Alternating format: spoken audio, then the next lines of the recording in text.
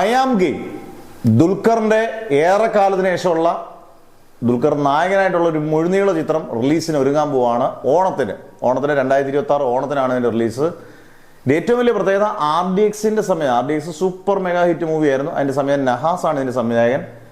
നമ്മുടെ നേരത്തെ ഇറങ്ങിയ കിങ് ഓഫ് കൊത്ത ദുൽഖറിന്റെ പരാജയമാണെങ്കിൽ പോലും അതിന് കിട്ടിയ ഇനീഷ്യൽ ഭയങ്കര പാൻ ഇന്ത്യ റീച്ച് ഉണ്ട് എന്നുള്ളതിൽ വാസ്തവം തന്നെയാണ് യഥാർത്ഥ ദുൽഖറിന് ഒരു നല്ല സിനിമ ഇറങ്ങിക്കഴിഞ്ഞാൽ അത് ഗംഭീര വിജയമായിരിക്കും.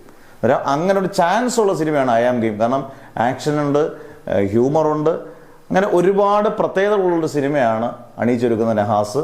ഗംഭീര ആക്ഷൻ സീക്വൻസും ആക്ഷൻ കൊറിയോഗ്രാഫറും സിനിമാറ്റോഗ്രാഫിയും മ്യൂസിക്കും എല്ലാം ഒത്തിണങ്ങി വരുവാണെങ്കിൽ ഉറപ്പായിട്ടും പാൻ ഇന്ത്യൻ രീതിയിൽ ഇത് ഗംഭീരമായിട്ട് റീച്ച് ചെയ്യും. എന്തായാലും ഓണത്തിന് എല്ലാവരും ഒരുങ്ങിയിരിക്കാനുള്ള രീതിയിലാണ് ദുൽഖറിന്റെ കുറെ നാളിന് ശേഷം 3 വർഷത്തിന് ശേഷം കണ്ട് ദുൽഖറിന്റെ പടം വരുന്നതാണ് ഐ ആം ഗെയിം.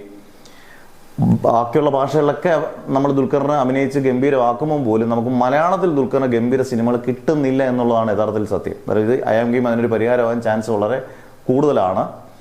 എന്തായാലും ഗംഭീര വിജയമാകട്ടെ. അതിന്റെ ഷൂട്ടിങ്ങുകളെല്ലാം ഏകദേശം തീരാറാകുന്നു. അടുത്ത ലാസ്റ്റ് ഷെഡ്യൂളും കണ്ട് ഹൈദരാബാദ് കൊണ്ട് തീരും. അതിനുശേഷം അതിന്റെ പോസ്റ്റ് പ്രൊഡക്ഷൻ വർക്കുകൾ മാത്രമേ ഉള്ളൂ. പോസ്റ്റ് പ്രൊഡക്ഷൻ വർക്കുകൾ നന്നായിട്ട് ചെയ്യാനുള്ളൊരു സിനിമയാണ്. കാരണം അങ്ങനൊരു ജോണർ വരുന്നൊരു സിനിമയോടാണ്. എന്തായാലും ഗംഭീര വിജയമാകട്ടെ ഐ ആം ഗെയിം.